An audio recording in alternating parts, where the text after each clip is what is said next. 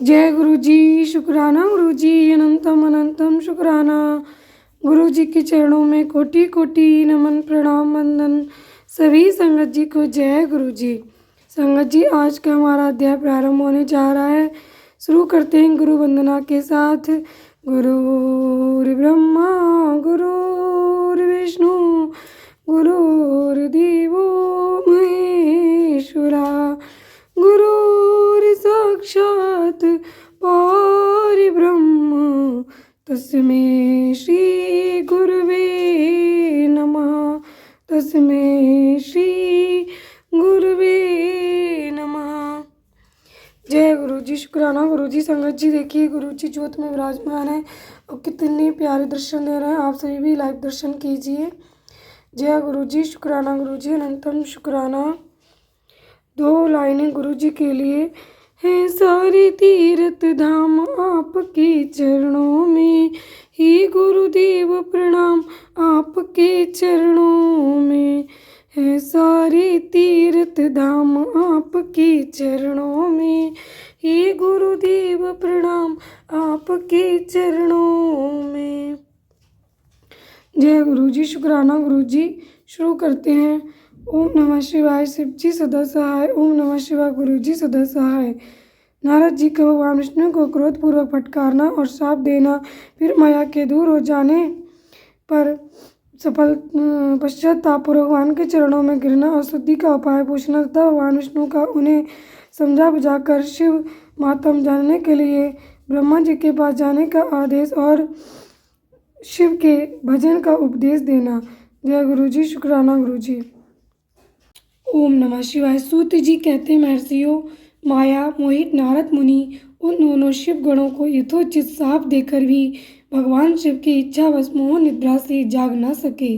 वे भगवान विष्णु के किए हुए कपट को याद करके मन में दुस्सह क्रोध लिए विष्णु लोक को गए और शमिधा पाकर प्रज्वलित हुए अग्निदेव की भांति क्रोध से जलते हुए बोले।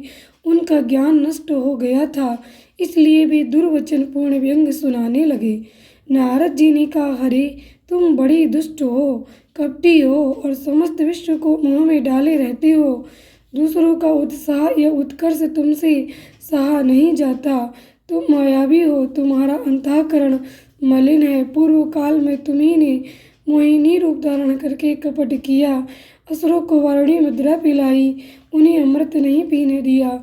छल कपट में ही अनुराग रखने वाले हो। हरे, यदि महेश्वर रुद्र दया करके विष न पी लेते तो तुम्हारी सारी माया उसी दिन समाप्त हो जाती। विष्णुदेव, कपट पूर्वक चाल तुम्हें अधिक प्रिय है। तुम्हारा स्वभाव अच्छा नहीं है, तो भी भगवान शंकर ने तुम्हें स्वतंत्र बना दिया है।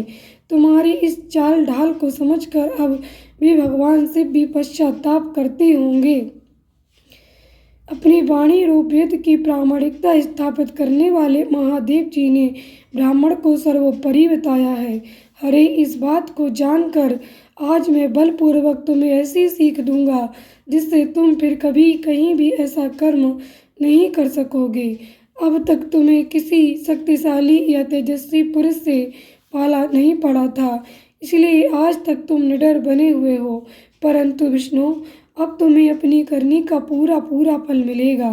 भगवान विष्णु से ऐसा कहकर माया मोहित नारद मुनि अपने ब्रह्म तेज का प्रदर्शन करते हुए क्रोध से खिन्न हो उठे और शाप देते हुए बोले, विष्णु, तुमने स्त्री के लिए मुझे व्याकुल किया है।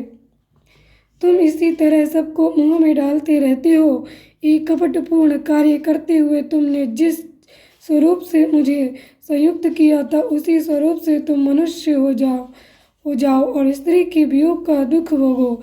तुमने जिन वानरों के समान मेरा मुंह बनाया था, वे ही उस समय तुम्हारे सहायक हों। तुम दूसरों को स्त्री विरह का दुख देने वाले हो, अतः स्वयं भी तुम्हें स्त्री के वियोग का दुख प्राप्त हो। अज्ञान से मोहित मनुष्यों के समान तुम्हारी स्थिति हो।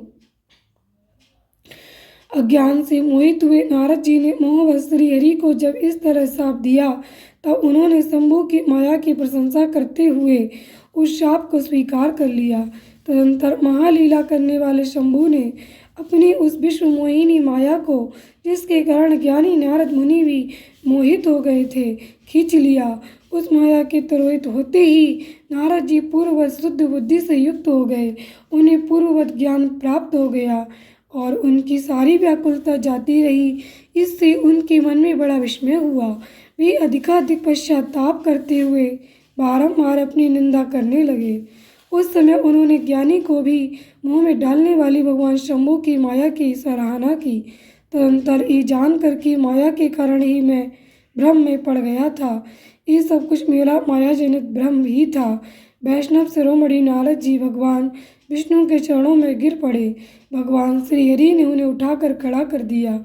उस समय अपनी दुर्बुद्धि नष्ट हो जाने के कारण वे यूं बोले, नाथ, माया से मोहित होने के कारण मेरी बुद्धि बिगड़ गई थी, इसलिए मैंने आपके प्रति बहुत दुर्वचन कहे हैं, आपको शाप तक दे डाला है। प्रभु, उस शाप को आप मिथ्या कर दीजिए। हाय, मैंने बहुत बड़ा पाप किया है, अब मैं निश्चय ही नरक में पड़ूंगा। हरे, मैं आपका दास हूँ, बताइए मैं क्या उपाय, कौन से प्रायश्चित करूँ जिससे मेरा पाप समूह नष्ट हो जाए और मैं नरक में ना गिरना पड़े। ऐसा कहकर शुद्ध बुद्धि वाले मुनि शिरोमणि नारद जी पुनः भक्ति भाव से भगवान विष्णु के चरणों में गिर पड़े। उस समय उन्हें बड़ा पश्चाताप हो रहा था। तब श्री विष्णु ने उन्हें उठाकर मधुर वाणी में कहा।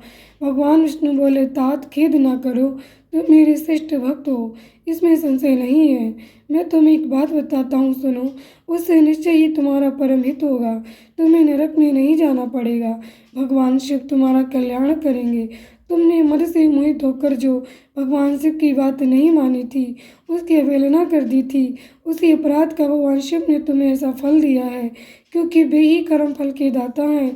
तुम अपने मन में एक दृढ़ निश्चय कर लो कि भगवान शिव की इच्छा से ही ये सब कुछ हुआ है।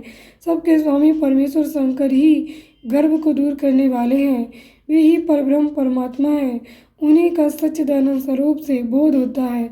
वे निर्गुण और निर्विकार हैं, सत्य, रज और तम इन तीनों गुणों से परे हैं।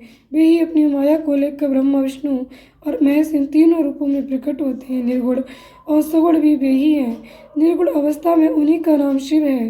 वे ही परमात्मा, महेश्वर, परब्रह्म, अविनाशी, अनंत और महादेव आदि नामों से कहे जाते हैं। उन्हीं की सेवा से ब्रह्मा जी जगत के सृष्टा हुए हैं और मैं तीनों लोकों का पालन करता हूँ। वे स्वयं निरुद्ध रूप से सदा सबका संहार करते हैं।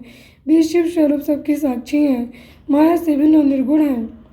स्वतंत्र होने के कारण वे अपनी इच्छा के अनुसार चलते हैं। उनका विहार, आचार, व्यवहार उत्तम है और वे भक्तों पर दया करने वाले हैं। नारद मुनि, मैं तुम्हें सुंदर उपाय बताता हूँ जो सुगध, समस्त पापों का नाशक और सदा भोग एवं मोक्ष देने वाला है। तुम उसे सुनो।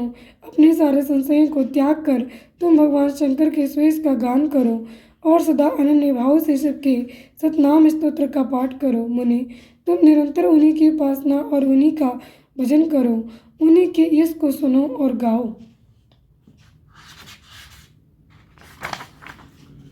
तथा प्रतिदिन उन्हीं की पूजा अर्चना करते रहो।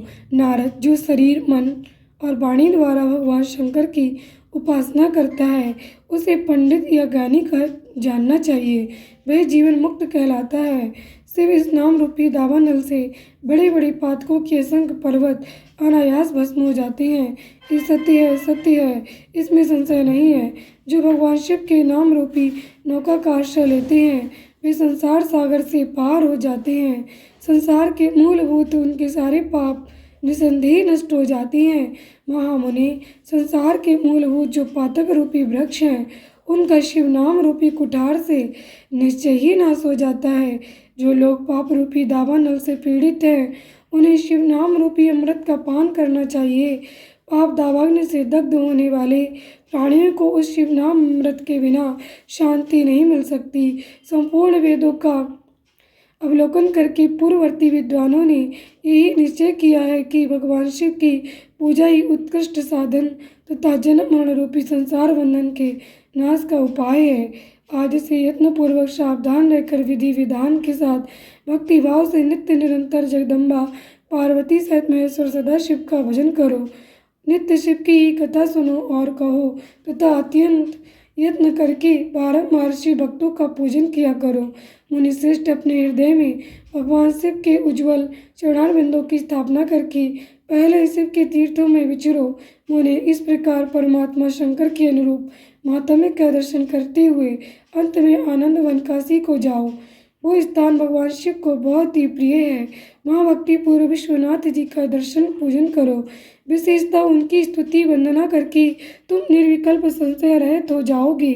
नारद जी, इसके बाद तुम्हें मेरी आज्ञा से भक्ति पूर्व अपने मनोरथ की सिद्धि के लिए निश्चय ही ब्रह्मलोक में जाना चाहिए।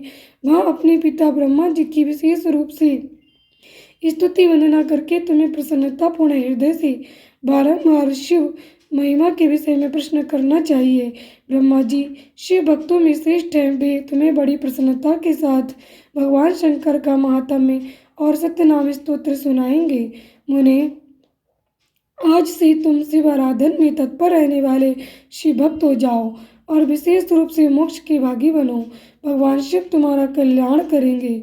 इस प्रकार प्रसन्नचित्त हुए भगवान विष्णु नारद मुनि को प्रेम पूर्वक उपदेश देकर श्री शिव का स्मरण वंदन और स्तवन करके वहां से अंतर ध्यान हो गए। जय गुरु जी। शुक्राना गुरु जी, अनंतम अनंतम शुक्राना। ओम नमः शिवाय। शिव जी सदा सहाय। ओम नमः शिवाय। गुरु जी सदा सहाय। संगत जी, आज का हमारा इस शिव महापुराण का अध्याय यहीं पर समाप्त होता है। आप सभी के परिवार और बच्चों पर सदा भगवान शिव और माता पार्वती, गणेश, कार्तिकेय, नंदी बाबा, समस्त शिव परिवार और हमारे महाशिव गुरुपा की अनंतम कृपा और ब्लेसिंग से बरसती रहे। सभी का परिवार सदा गुरु जी के आशीर्वाद में फलता फूलता रहे। सभी का परिवार सदा स्वस्थ, सुखी और समृद्ध रहे, यही मेरी मंगल कामना है। आप सभी जो इस चैनल के लिए प्यार दे रहे हैं, इतने भक्ति भाव से शिव महापुराण की कथा सुन रहे हैं और शेयर कर रहे हैं, इस सब से भगवान शिव आपकी हर मनोकामना पूर्ण करे।